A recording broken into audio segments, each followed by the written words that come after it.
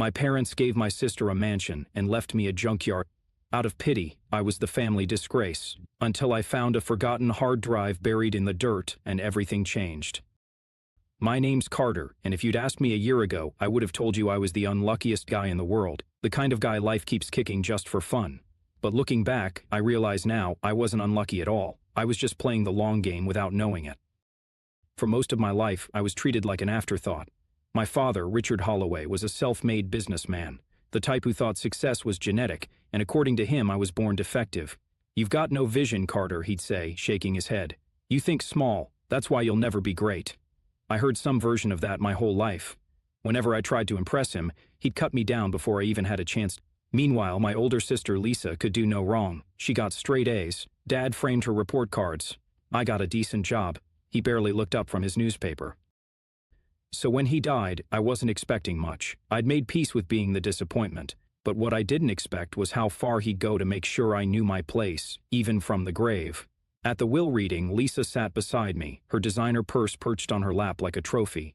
The lawyer listed everything Dad had left her: the estate, the investments, the summer house in Napa, millions of dollars in assets. Then he turned to me. "And Carter Holloway, your father has left you the Holloway salvage yard, a junkyard." Lisa let out a laugh so loud it echoed in the room. "Oh my God," she snorted, barely containing herself. "That's perfect. Carter, king of the trash heap." Even the lawyer smirked. I should have been humiliated, furious. Instead, I just sat there staring at the paperwork, because what they didn't know, what I didn't even know yet, was that this so-called pile of trash was about to make me richer than all of them combined. I drove out to the junkyard that same afternoon, not because I was excited, but because I wanted to see exactly how badly I'd been screwed over. The place was exactly how I remembered it from childhood. Rusted-out cars stacked like a junk mall graveyard, old appliances tossed in random heaps, a crumbling office shack with a busted sign that still read Holloway Salvage, as if it were something worth being proud of. A junkyard, that was my father's final message to me, a giant middle finger from beyond the grave. And the worst part? I wasn't even surprised. Growing up, I knew Lisa was the favorite, but I kept hoping, just maybe, I'd earn a little respect, a nod of approval, something. But no. Dad never wasted his time on lost causes. I could still hear his voice from when I was 17, standing in his study, sweaty as I told him I wanted to start my own business. He had leaned back in his leather chair, giving me that half-amused, half-pitying look. "Carter, you can barely pass math class. You don't have the mind for money." "I do," I insisted. "I just need—" "What, a handout?" he scoffed. "You think I built this empire by begging for favors? No, Carter. Some people are meant to lead, others are meant to work for them." And that was the end of the conversation. Lisa, meanwhile, never had to ask for anything. She got a brand new BMW at 18, fully paid tuition to an Ivy League school, and a $200,000 wedding because, in my father's words, a Holloway doesn't settle for less. And now, she had everything. And I had this. I kicked an old hubcap, sending it skidding across the dirt. "Ah, unbelievable," I muttered. A car door creaked open behind me. "Didn't expect to see a Holloway around here," a rough voice called out. I turned to see Rick, the old junkyard manager, stepping out of a trailer.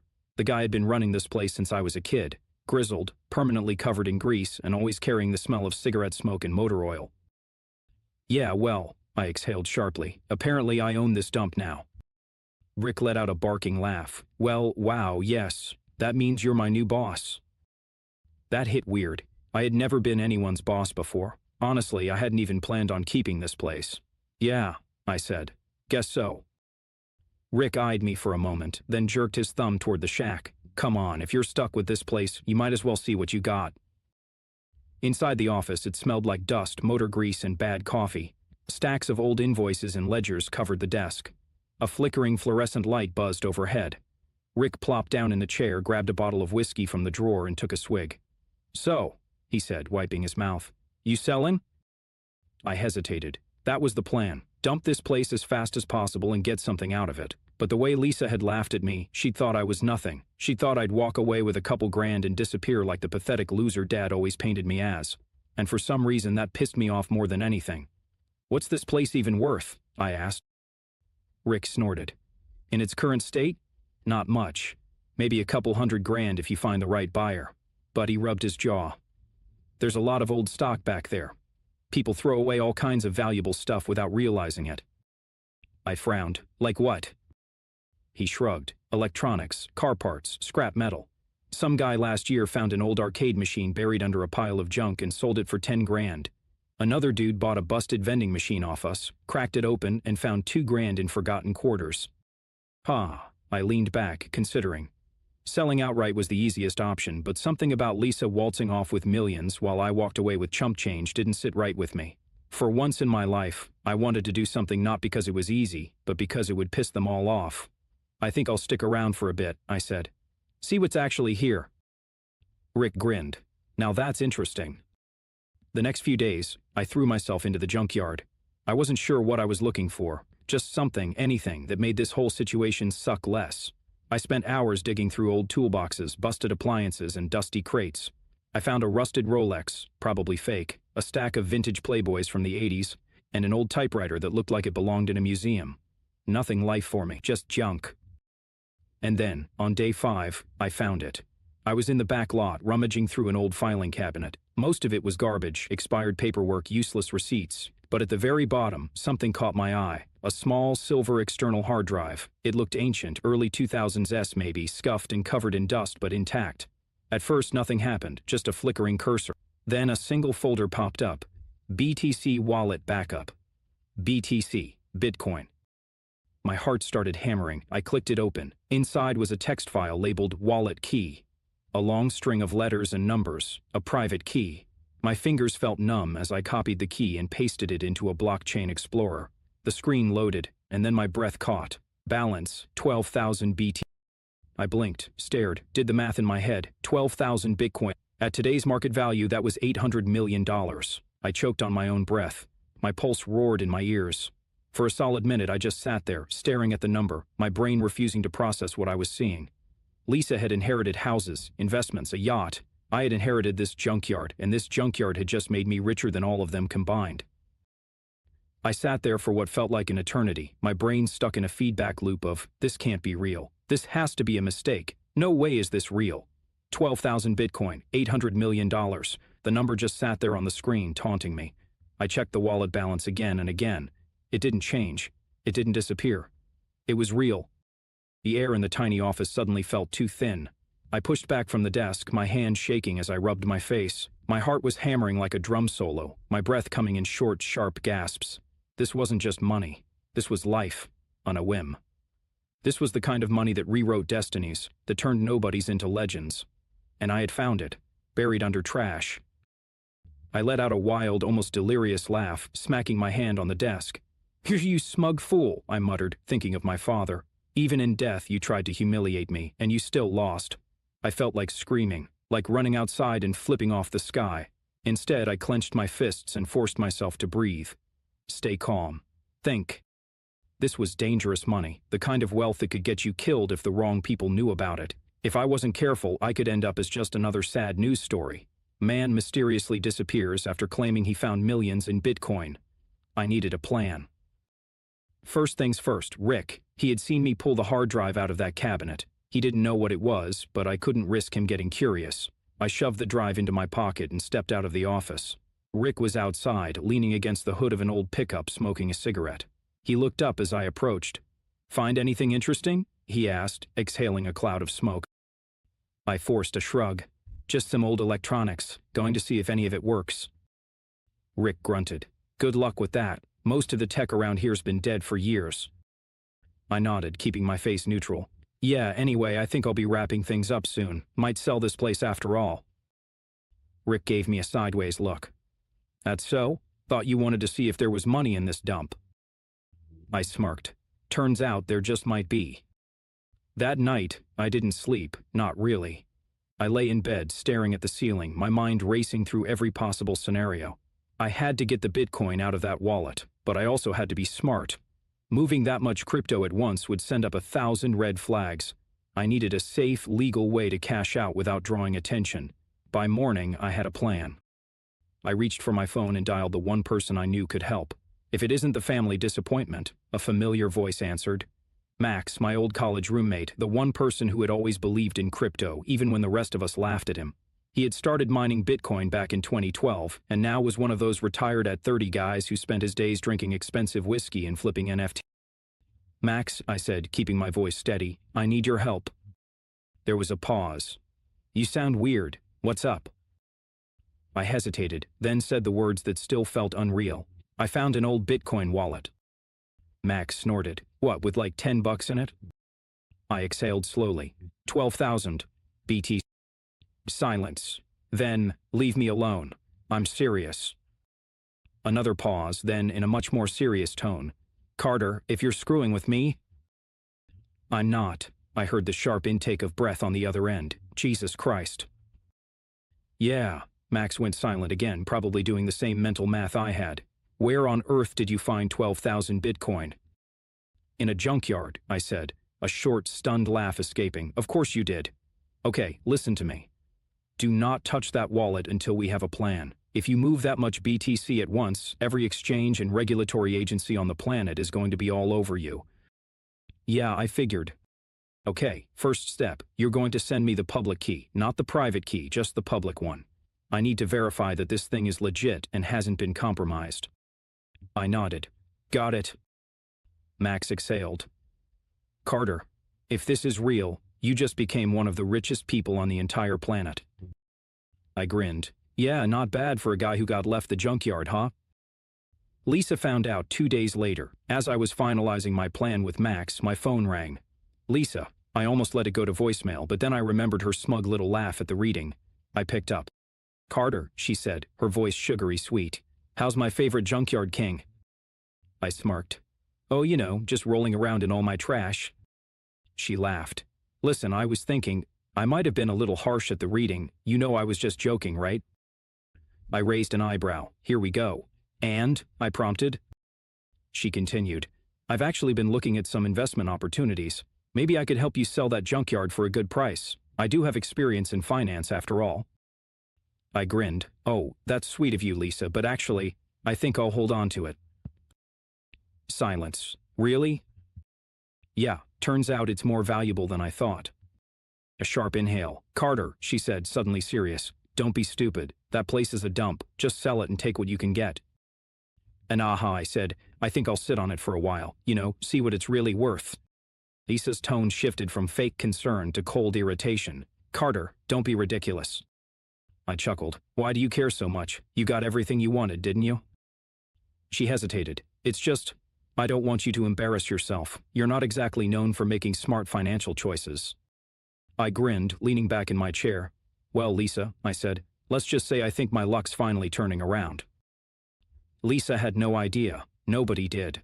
But they were about to. The thing about sudden, ridiculous wealth is that it doesn't change who you are. It just reveals who everyone else really is. And my family? Oh, they showed their true colors real fast. The first move. Max and I spent the next week strategizing. Moving that much Bitcoin was like playing chess with snipers aimed at your head. One wrong move and suddenly you've got government agencies, hackers, and God knows who else sniffing around your fortune. The plan was simple. Slow liquidation, multiple wallets, multiple exchanges, all under the radar. Step 1 was securing the wallet. We moved the Bitcoin to a cold storage device and split it across multiple new wallets for safety. Step 2 was setting up a trust, one that wouldn't link directly to me. Step 3, cash out carefully. I started small, a few $100,000 here, another couple $100,000 there, just enough to set things in motion. By the end of the first month, I had a fresh $10 million in my newly established offshore accounts, and not a single soul in my family knew a thing. Well, not yet. The family came crawling. It didn't take long before Lisa caught wind that something was off. At first, she just called more often, sweet little check-ins like, "Hey Carter, how's my favorite little brother?"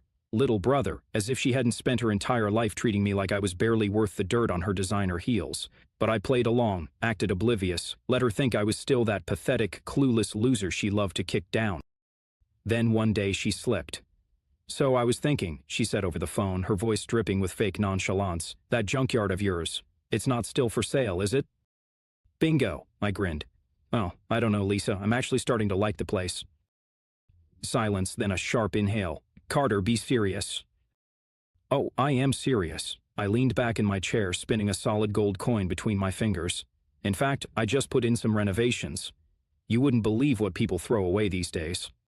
She was quiet for a long moment, then, in a much colder voice, "What's going on?"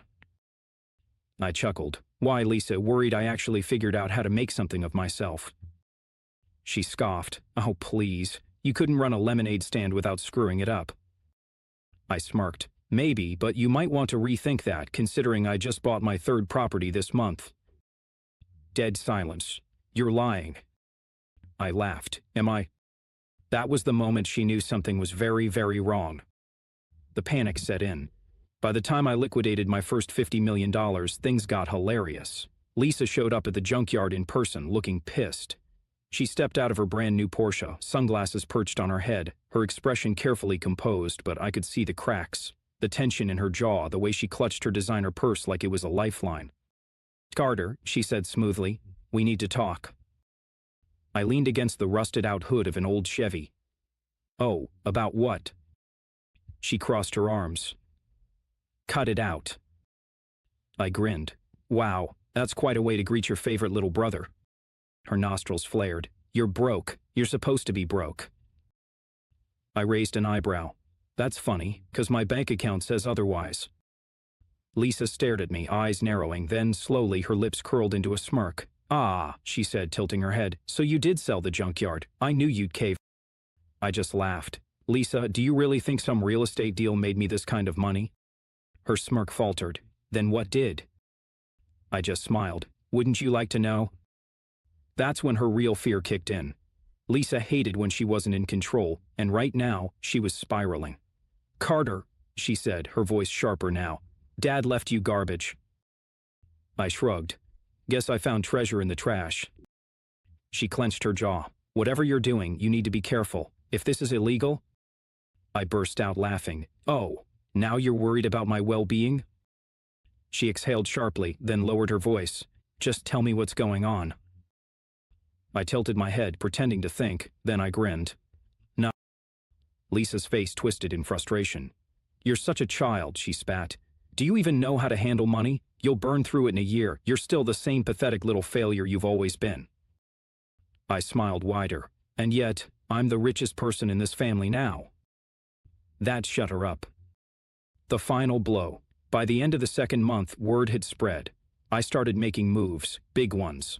I bought a penthouse in Manhattan, a private villa in Italy, and a supercar collection that made headlines. Lisa lost it. I started getting texts. Lisa, Carter, call me now. Mom, sweetheart, we need to talk. Your sister is very upset. Dad's old business partner.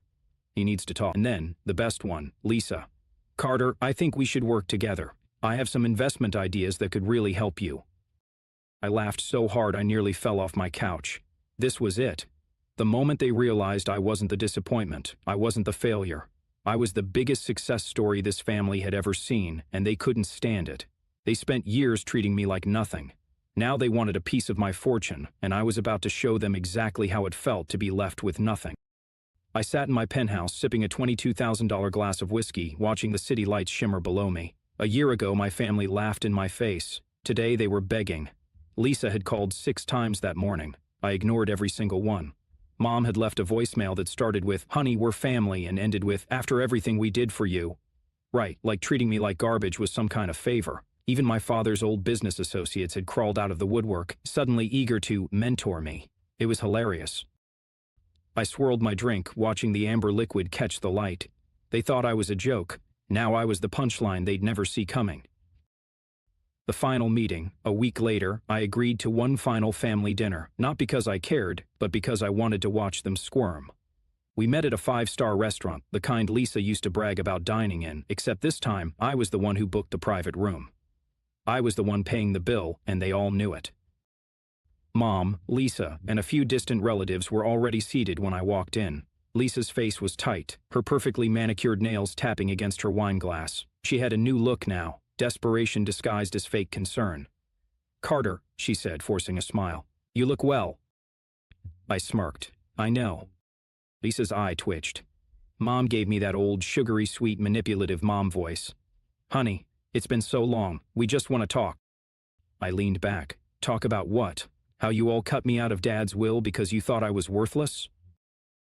Silence. Lisa cleared her throat. "Carter, we didn't—" I held up a hand. "Spare me. We both know exactly what you thought. And honestly, I'm glad you did." Lisa stiffened. "Glad?" I grinned. Yeah, because if Dad had handed me millions like he did with you, I might have ended up just as entitled and useless. Lisa flushed deep red. Mom gasped, Carter, that's not fair. Isn't it? I leaned forward. You called me a loser, you laughed at me, and now I'm richer than all of you combined, and I didn't have to bow down to anyone to get there. Lisa's hands curled into fists. That money should have been mine, she hissed under her breath, forgetting for a moment to pretend. I laughed loudly. There it is, I said, shaking my head. You don't care about me, you just can't stand that I won. Lisa shot up from her seat. You don't even know how to handle that kind of money. You're reckless, Carter. You'll lose it all, and when you do, you'll come crawling back. I smirked. Guess we'll find out. Lisa's nostrils flared. Mom reached for my hand. Sweetheart, please. You know we love you. I stared at her. You love money, I corrected. You loved me when I was broke and useful. Now I'm rich, and I don't need you, and that's what really pisses you off, isn't it? Mom's lips parted, but no words came out. I pushed back from the table, tossed my napkin onto my plate, and stood. This was fun, I said, throwing down a stack of $100 bills for the bill, just to watch Lisa's eye twitch. Then I turned to leave. Lisa's voice cut through the silence.